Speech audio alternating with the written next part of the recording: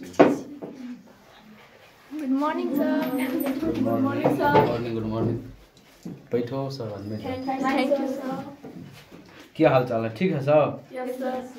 पढ़ाई लिखाई सब चलता है ना? Yes sir. समय भी बहुत नज़दीक आ रहा है। अक्टूबर का कल लास्ट दिन है।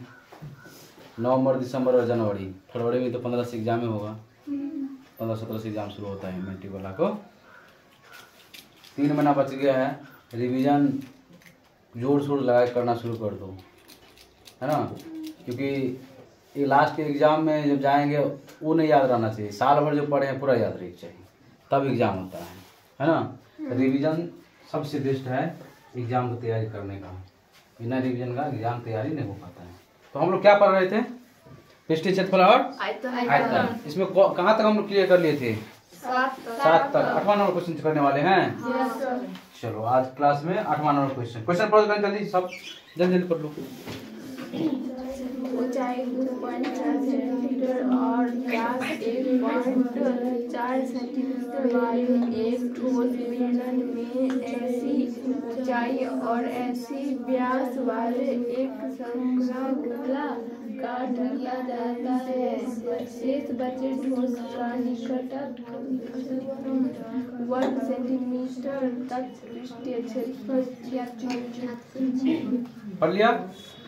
सवाल कर रहा है कि ऊंचाई 2.4 सेंटीमीटर और व्यास 1.4 सेंटीमीटर वाले एक ठोस बेलन में से उसी ऊंचाई, ठीक है, यानी ऊंचाई वही है और उसी व्यास, यानी ऊंचाई भी वही और व्यास भी वही, ठीक है। भाई क्या एक शंक्वाकार खोल काट लिया जाता है। शेष बचे ठोस का निकटतम वर्ग सेंटीमीटर पृष्ठीय क्षेत्रफल ज्ञात कीजिए। ऊंचाई भी सेम और त्रिज्या भी यानी व्यास भी उसका सेम ही है, ये ना। सबसे पहले हम लोग जो दिया है वो लिख लेते हैं, तो ध्यान से तो लिखेंगे। हल दिया है कि नहीं दिखता है? क्या हुआ? दिया है कि क्या दिया हुआ है? दिया है ऊंचाई ठोस के बेलनाकार भाग का व्यास, ठोस का बेलनाकार भाग का ऊंचाई, क्या चीज? ऊंचाई यानी h बराबर 2.4 सेंटीमीटर, ये ना। तथा व्यास क्या हो जाएगा? व्यास ये d का मान कितना दिया? 1.4 सेंटीमीटर। इसीलिए इसका त्रिज्या क्या हो जाएगा?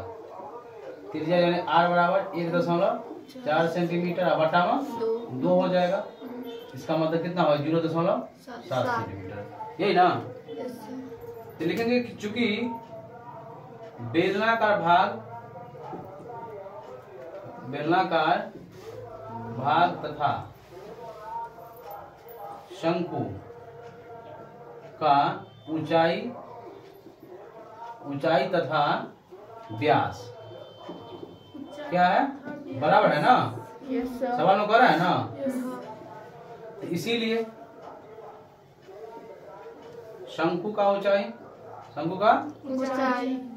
यानी h बराबर, जिसका ऊंचाई वही होगा इसका भी ना, 2.4 सेंटीमीटर तथा त्रिज्या तथा व्यास यानी v बराबर कितना? 1.4 सेंटीमीटर। समझ में आ कि ना है? बेलनाकार भाग तथा शंकु का ऊंचाई, है ना, तथा व्यास क्या है? बराबर है। तो इससे शंकु का ऊंचाई, जब बेलन का ऊंचाई है 2.4, शंकु का भी 2.4 तथा व्यास क्या हो जाएगा? 1.4 सेंटीमीटर। लेकिन इसीलिए त्रिज्या क्या हो जाएगा? त्रिज्या यानी r बराबर 1.4 बटा में 2 7 14, ये भी होगा 0.7 सेंटीमीटर। 0.7 सेंटीमीटर। समझ गया ना? Yes sir. अब जरा ध्यान से देखो, हमें क्या करना है कि वक्र पृष्ठीय क्षेत्रफल लेना है। शंकु का वक्र पृष्ठीय क्षेत्रफल पाई r, इसमें क्या l आता है? पाई r l।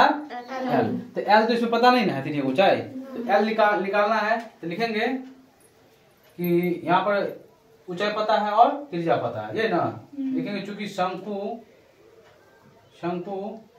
की तिर्यक ऊंचाई, ये ना, तिर्यक ऊंचाई। तो तिर्यक ऊंचाई को क्या कहते हैं? एल बराबर रूट अंडर एच स्क्वायर जोड़ आर स्क्वायर, एच स्क्वायर जोड़ आर स्क्वायर। एच का मान कितना 2.4 सेंटीमीटर और आर का मान कितना, इसका स्क्वायर जो आर का मान 0.7 सेंटीमीटर। इसका क्या हो जाएगा, क्या हो जाएगा स्क्वायर हो जाएगा। तो 24 में कितना होता है 576 ना, 10 के बाद 1 अंक स्क्वायर होगा 2 अंक पर दशमलव, इतना सेंटीमीटर का स्क्वायर यानी 576 सेंटीमीटर का स्क्वायर आपका 7×7 यानी 0.49 सेंटीमीटर का स्क्वायर। इसको जोड़ने के बाद क्या हो जाएगा 9 6 15 के 5 हासिल ले, 7 से 11 के 12 2 हासिल लेगा 5 1 6 और सेंटीमीटर का स्क्वायर। 25 6 से 25 का वर्गमूल 25 होता है, 6 से 25 का वर्गमूल 25 ही ना होता है, 25 25 6 से 25 तो 1 अंक पर दशमलव सेंटीमीटर यानी इसका त्रिज्या कुछ क्या हो गया 2.5। यहाँ तक किसी को दिक्कत नहीं दिक्कत। अब हम एक फिगर के माध्यम से समझेंगे, पहले फिगर बना लेते हैं। ये क्या है बेलन बना रहे हैं, ये क्या बना रहे हैं बेलन बना रहे हैं, ठीक है। ये हम क्या बना रहे हैं बेलन।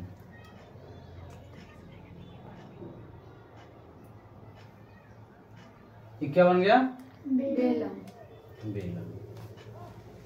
अब सवाल कर रहा है कि बेलन के अंदर ही उसी ऊंचाई और उसी त्रिज्या यानी व्यास, त्रिज्या भी और व्यास भी, तो व्यास होगा तो वही त्रिज्या, व्यास तो क्या होता है त्रिज्या का दुगुना होता है, तो यानी उसी का व्यास भी होगा और त्रिज्या भी होगा। सेम व्यास त्रिज्या ऊंचाई सब क्या बराबर है, उसी में हम क्या करते हैं एक शंकु काट लेते हैं। तो सीधी सी बात है जब हम शंकु काटेंगे तो पूरा ऊंचाई लेना है, इसका मतलब शंकु कहाँ है यहाँ से यहाँ तक आएगा, शंकु का भी ऊंचाई यहाँ से यहाँ तक पहुंचेगा कि नहीं पहुंचेगा। अब इसका ये क्या हो गया त्रिज्या, ये क्या हो गया त्रिज्या और ये बेलन का क्या है ऊंचाई है। कुछ समझ में आया, बेलन का ये ऊंचाई है कि नहीं है, ये शंकु का भी ऊंचाई है, बेलन का ये त्रिज्या है, ये भी शंकु का भी त्रिज्या है कि नहीं है। जो बेलन का ऊंचाई वही शंकु का भी ऊंचाई, जो बेलन की त्रिज्या वही शंकु का भी त्रिज्या, दोनों को बराबर है। समझ में आ कि ना। तो यानी ये क्या हो गया H हो गया, ये क्या हो गया H और ये हो गया R और ये भी हो गया R। यहाँ तक समझ में आया। अब E क्या है और ये शंकु का तिर्यक ऊंचाई है, शंकु का तिर्यक ऊंचाई। अब तिर्यक ऊंचाई क्या कहते हैं L का मान क्या निकाले 2.5 सेंटीमीटर। त्रिज्या कितना है सब तो निकाल ही दिया ना त्रिज्या, समझ में आ रहा कि ना रहा है। तो अब यहाँ पर देखो हमें कह क्या रहा है। अब इस फिगर में हम लोग देखते हैं तो क्या होता है, जरा ध्यान से देखो। किसी भी चीज को हम काटेंगे तो वो भाड़ा रहेगा तब तो काटेंगे, हाँ अब देखो ध्यान से, इसमें है क्या, हम काट रहे हैं। इससे पहले भी बताए थे कि एक घन में बताए थे उस दिन अर्धवृत्त काटे थे ऐसे करके। ये वाला भाग खाली गोल काटा करता है, इसका ऊपर का पृष्ठ के लिए करता है ना। ये वाला भाग लटका हुआ है, गाढ़ा है। तो देखो शंकु भी गाढ़ा है क्योंकि कटा हुआ है, तो शंकु का पृष्ठ शक्ल हो गया। ये भी क्या है, क्या नाम है, बेलन क्या भी है, गाढ़ा है, ये भी खाली है, ये पृष्ठ शक्ल हो गया। लेकिन इसके पेंदी क्या होगा, भरा हुआ रहेगा तब ना यहाँ पर लटका रहेगा। ये पेंदी क्या है, भरा हुआ, ऊपर का क्या है, खाली। कुछ समझ में आ रहा है। तो शंकु भी वक्र हो गया, बेलन भी वक्र हो गया, लेकिन इसमें वो अलग से जुड़ क्या गया, पेंदी वाला वृत्त जुड़ गया, यानी आधार का वृत्त जुड़ गया। यहाँ तक किसी को दिक्कत नहीं दिक्कत है। तो सवाल हम लोग यहाँ से लिखना शुरू करेंगे। आप लिखेंगे प्रश्न से। प्रश्न क्या कर रहा है, लिखेंगे हम लोग प्रश्न से। प्रश्न कर रहा है कि शेष बचे भाग का पृष्ठ क्षेत्र है ना। प्रश्न से शेष बचे ठोस के भाग, शेष बचे ठोस का भाग का क्षेत्रफल, शेष बचे ठोस भाग का होगा, शेष बचे ठोस भाग का क्षेत्रफल ना, या ठोस का क्षेत्रफल लिख दो तो भी का भाग नहीं सुना। शेष बचे ठोस का क्षेत्रफल तो क्या हो जाएगा। तो सबसे पहले इसमें क्या क्या है, बेलन है, तो बेलन का बेलन का क्या लिखेंगे? वक्र पृष्ठ वक्र पृष्ठ क्षेत्रफल। बेलन का वक्र पृष्ठ प्लस इसमें क्या हो जाएगा? शंकु का पृष्ठ वक्र पृष्ठ क्षेत्रफल। शंकु का वक्र पृष्ठीय क्षेत्रफल वक्र पृष्ठ क्षेत्रफल प्लस बेलन के आधार का क्षेत्रफल, यही ना? बेलन का क्या लिखेंगे? बेलन का क्या आधार का क्षेत्रफल बेलन का, देखो बेलन का वक्र पृष्ठ क्षेत्रफल प्लस शंकु का वक्र पृष्ठ क्षेत्रफल प्लस बेलन का आधार का क्षेत्रफल। बेलन का आधार का क्षेत्रफल समझ में आ गया? तो अब देखो जाए बेलन का वक्र पृष्ठ क्षेत्रफल 2 पाई आर, 2 पाई आर। शंकु का वक्र पृष्ठ क्षेत्रफल पाई आर एल। आप बेलन का आधार का क्षेत्रफल, तो आधार कैसा होता है? वृत्ताकार का, और वृत्त का क्षेत्रफल पाई आर स्क्वायर। यहाँ तक किसी को दिक्कत? नहीं। चलो अब कॉमन तो ले सकते हैं ना? हाँ पाई कॉमन आएगा, आर कॉमन आएगा, पाई कॉमन आएगा, आर कॉमन आएगा। सब में तो पाई आर तो कॉमन आ सकता है। हाँ पाई आर कॉमन ले ली तो इसमें 2 बच गया और इसमें 2h प्लस पाई आर निकल गया तो इसमें एल, इसमें पाई आर निकल गया तो एगो आर। और किसी को दिक्कत? नहीं। पाई आर निकल गया तो 2h बच गया, फिर पाई आर निकल गया तो एल बच गया। अब पाई आर एगो निकल गया तो आर स्क्वायर से देखो आर बचा ना। अब इसमें हम मान बैठा देंगे। कहाँ गई थी पेन? यहाँ नहीं है। चलो बैठो, देखो जरा ध्यान से। पाई का मान कितना हो जाएगा? 22/7 आर का मान आप ये निकाले हैं, दोनों का आर तो बराबर है 0.7 सेंटीमीटर इंटू 2h, तो 2 गुने h का मान ऊंचाई और 2 दशमलव कितना है? 4 सेंटीमीटर प्लस एल, और एल का मान कितना लिखे हैं? 2.5 सेंटीमीटर। आर का मान 0.7 सेंटीमीटर। समझ में आया कि नहीं आया? दशमलव हटाएंगे, यहाँ क्या होगा? 22/7 गुने 7/10 हो जाएगा इंटू 24 दूना 48, यानी 4.8 सेंटीमीटर प्लस 2.5 सेंटीमीटर और प्लस 0.7 सेंटीमीटर। समझ में आ रहा है कि नहीं आ रहा है? 7 से 7 कैंसिल, 2 का अंश काट दो, 11/2 पंचे 10। सही है ना? ये कितना हो जाएगा?